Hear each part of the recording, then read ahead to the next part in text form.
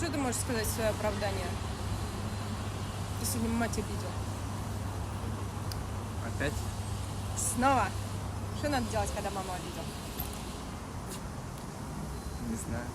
А что ты обычно делаешь? Массаж делаю. Прыщики даю. А еще что?